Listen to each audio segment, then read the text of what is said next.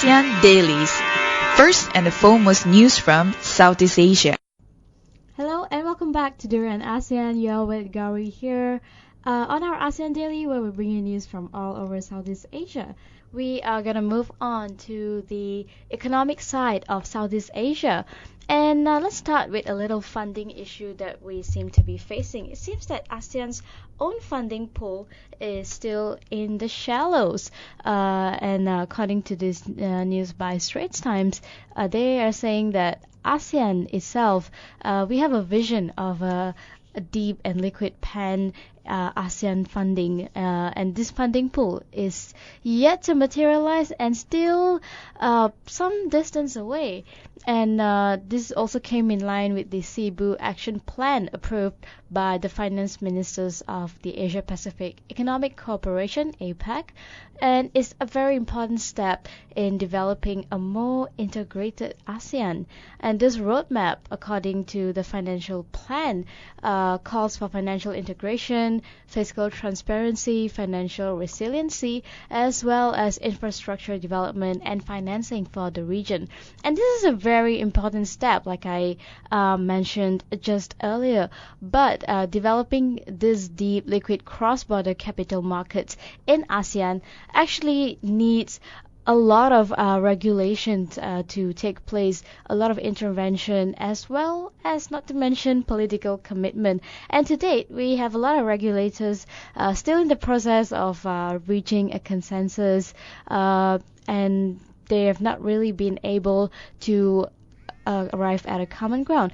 But these are actually essential to kickstart the market and also to begin addressing other important issues.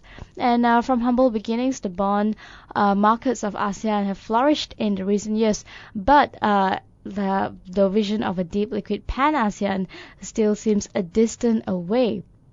And just going back in history a little bit, ASEAN's capital markets were actually born out of necessity in the wake of the 1997 Asian financial crisis, and a lot of its members sought to shore up this capital domestically, and a lot of companies had to look beyond their banks for alternative funding. And it's since then that these markets have actually taken off quite rapidly, and in the 5 years to about last year, the local currency bond markets for 6 ASEAN countries, so-called the ASEAN 6, Indonesia, Malaysia, Philippines, Singapore, Thailand, Vietnam, all of it grew 70% actually, according to the Asian Development Bank. And clearly there is a demand for local currency funding, and ample sources are available to meet that demand. But we need 2 connecting dots as well, and also creating a pan-ASEAN market. It has not really been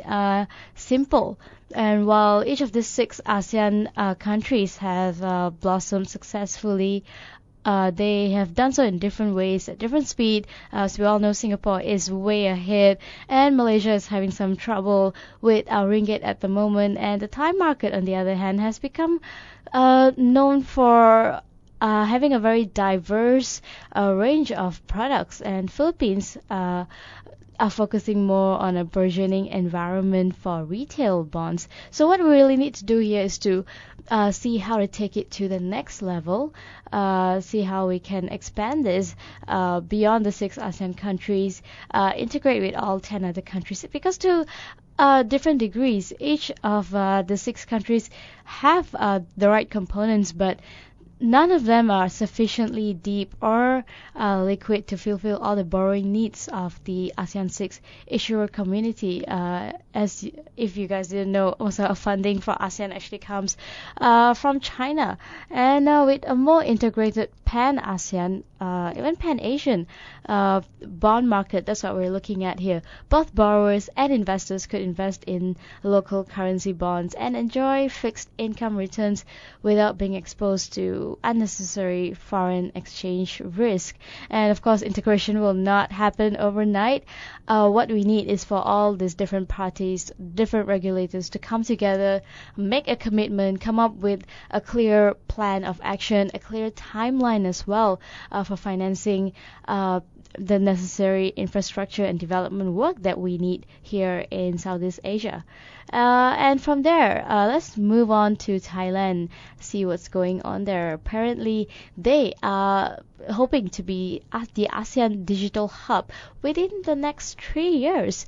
And this is according to the ICT Minister, Information and Communications Technology, Uttama Savayana. He said that Thailand should become a regional hub within the next 3 years. The government has promoted the whole idea of digital economy, which will see state ICT agencies launching flagship projects as well over the next 3 months that will be implemented.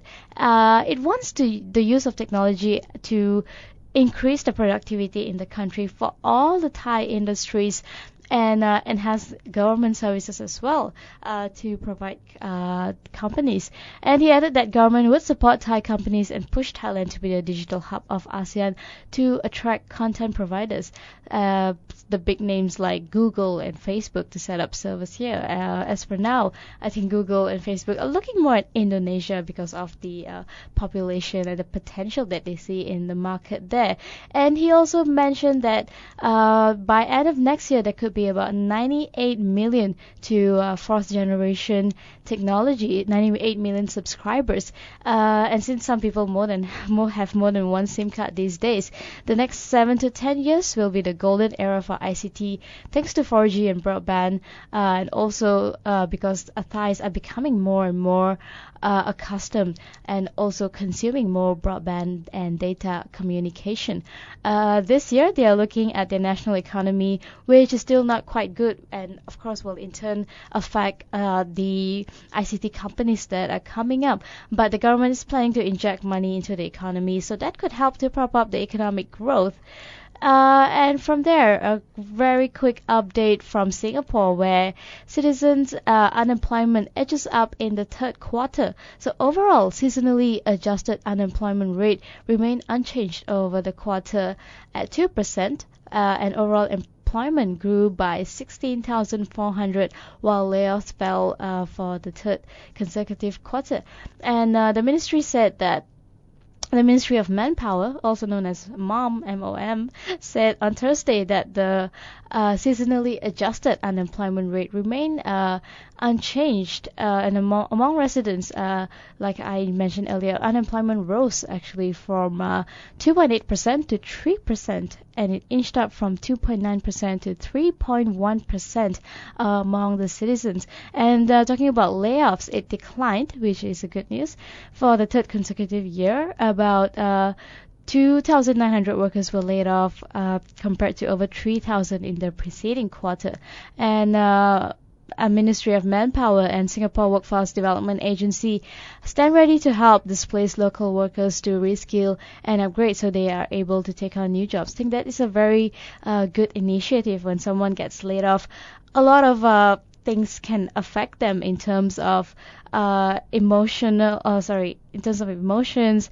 psychological changes, demotivation, and it's good that they have this collaboration between MOM and Singapore Workforce Development Agency to help these people out, although not psychologically, but they will be helping these people to assess their skills, to see where they can fit in, because I think the key to employment these days is being flexible, that you are able to use one set of skills in probably 10 different environments, and you don't just say, this is what I'm good at and this is the only thing that I can do.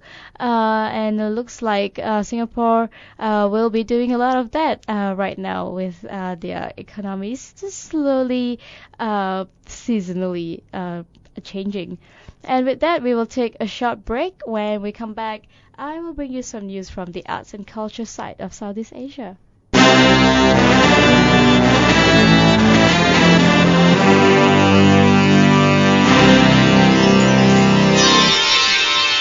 ASEAN Dailies. First and the foremost news from Southeast Asia.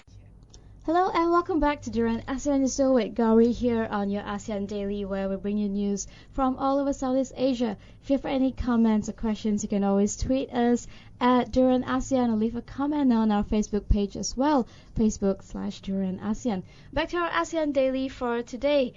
We have a news from Indonesia, where Google is bringing balloon-powered internet to 17,000 of Indonesia's islands. Take that. How about that? Balloon-powered internet to reach out to all the islands. As we all know, Indonesia is a massive country with hundreds of islands everywhere, scattered all around the archipelago. And delivering reliable internet access to a country that has 17,000 islands can be a bit of a challenge.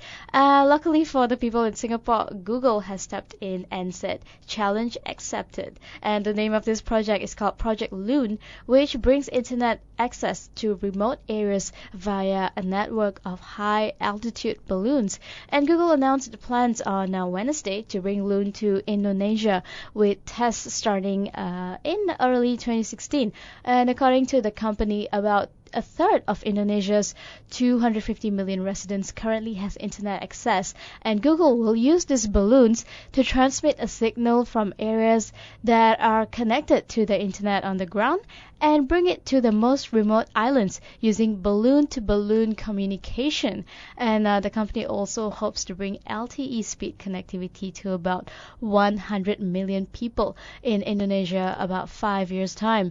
And launched as Google X in 2011, Project Loon also uses the LTE capable. It's fast inflated balloons that float in the stratosphere some about 12 miles away from the Earth's surface. And Google also tested the concept out in New Zealand, California, Brazil, but Indonesia will be their biggest project to date. So it's pretty exciting news. Very high tech, very ambitious. I'm really looking forward to see how this one is gonna materialize.